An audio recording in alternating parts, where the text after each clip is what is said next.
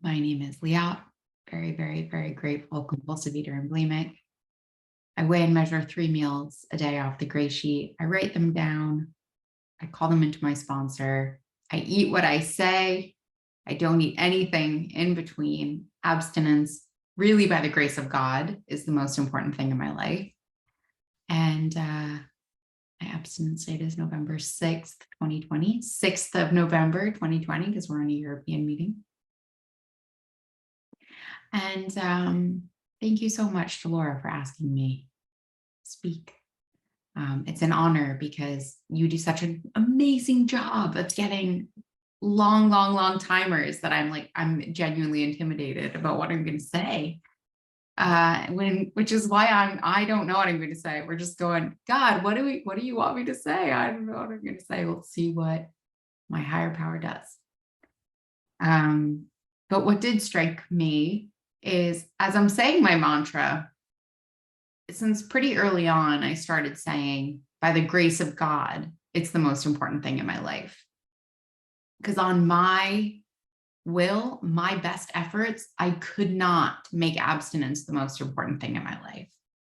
The argument that I had with my mom might have been the most important thing in my life. Or,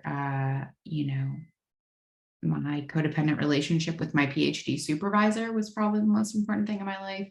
Shaming my husband into doing better at work was a more important thing. There were a lot of things I thought were more important. And it wasn't until I got my priorities straight. Let me say that again.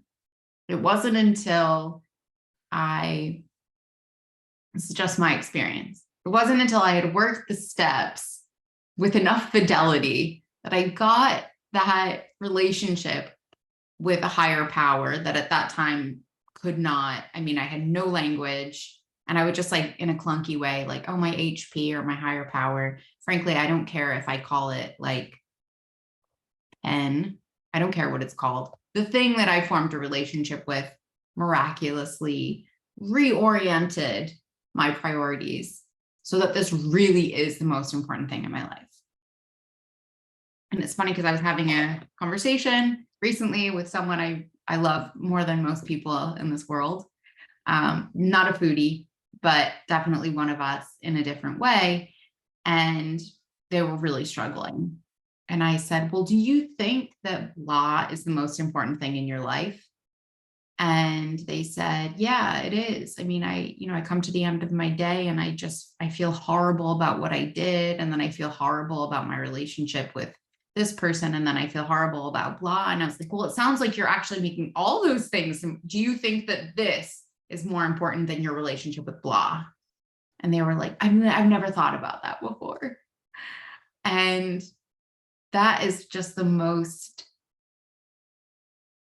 it's the most mind-blowing thing to hear a non-gray sheeter talk about their recovery, because I am humbled. Oh, I have to just quote my sponsor here and go, I have to take a knee. I love that. There's no other way of expressing it other than to say, I have to take a knee. The incredibly subtle wisdom of Gray Sheet. That idea that it has to be the most important thing in my life, that if I don't make being abstinent, that's the first thing I have to do today. I have to plan, prepare, protect, and pray for that. It's everything or I'm nothing. Who thought of that? Who came up with that? It's so brilliant. And a lot of times I get gorgeous newcomer sponsees calling me and saying, oh, I picked up. And I say, oh my God, because I remember the pain. I relapsed like nobody's business in this room. Gray Sheet. Even after I came to Gray Sheet, it still did take me a sec to get abstinent. And so I get newcomers calling me and they're struggling. They're committing their food, but they're not necessarily able to, string back to back together. And so with all of my heart, I say, I'm so sorry what happened. And sometimes I'll get the thing that I am looking for, which is tell me exactly what. Liat. Thank you, Doreen. I want to know exactly what you ate, because for me, in my experience, being honest, open, and willing with someone was a really important part of my recovery. I had to get really honest. And the most shameful thing was admitting that I'd eaten and what I had eaten. And just 100% committing everything that I was doing with the food, being 100, building that muscle of being 1,000% honest, more honest than I think is even physically, humanly possible to be about my food. So I want my sponsee to tell me, what did you eat that wasn't abstinent? And sometimes they say, well, okay, what happened was, I was running late and I was late to work, and they start telling me not what they ate, but well, we're going to put this in huge quotation marks, why they ate. And this is the rubber meets the road moment. We have to go, that's not why you ate.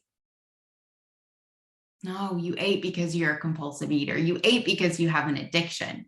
You ate to overcome a physical craving beyond your mental control. I don't want to hear why you think you ate. That's self-flailing. Like, that's self-abuse. That's not why you ate. And it's not just unkind to blame oneself for something that is not our fault. Like, to me, it hurts my heart to think of my sponsees or any fellow anywhere taking responsibility for like what's essentially sneezing, because this is a disease. But it's also really tricky to say that that's an important enough reason to give my abstinence away. There's no reason that's a good enough reason to eat over. And so what, for those of you who are listening to this, perhaps on the YouTube, or if you're here and you're struggling to get back to back to back, it's definitely important to say what you ate to someone, just so you're getting as honest as you possibly can. But why did you eat? Is because you're a food addict. You're supposed to eat. That's what we do, is we eat over things. And that's where the real miracle comes in, when we look around the rooms at the lot of us. And in GreySheet, I'd never seen so much abstinence before. Oh my God, I don't have to eat.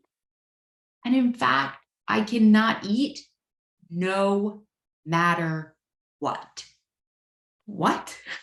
No matter what?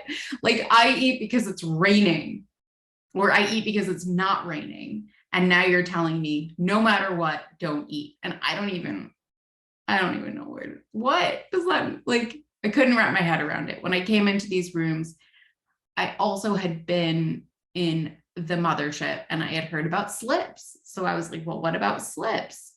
Nope. No. If I slip, I lose my abstinence, because I cannot mess around in that. For me, I can't mess around in that gray area. I need the consequences to be really high, or I'm not actually going to follow. I'm not going to do it. I need to lose my abstinence over those things, or I'm not going to learn that lesson. And that's just, again, that's how I know I belong here in these rooms. And I have to say, I came into GreySheet during COVID, actually the first day of COVID, March 25th, 2020. And so I was given the gift of sort of being in rehab for at least a year when we were in major lockdown. And there wasn't a huge amount of like learning how to plan, prepare, protect, and pray for my abstinence, because there wasn't a lot going on. Relatively, I did sell and buy a new home, move, certain like life things happened, but those are like grand. It's not like I was going out for meals as a codependent. Oh, that's just my favorite, is the new freedom of weighing and measuring my food in front of people and just not caring at all. Just not even. Definitely one of the joys of being a GreySheeter is learning how little someone else's opinion of me matters. That's like a real grace and gift I didn't know I was going to get here. But things have happened. let's just go through some of them. Thanks, 5 Doreen. minutes, Liat. Yeah, thank you. That's what I figured. Siri's listening. It's creepy.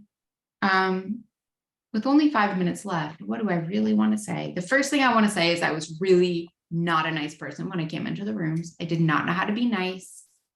Staying abstinent has given me the opportunity to learn to be a nicer person every day. I aim to be as nice as I possibly can be by the grace of God. One day at a time, I hope I get kinder, do less harm in the world.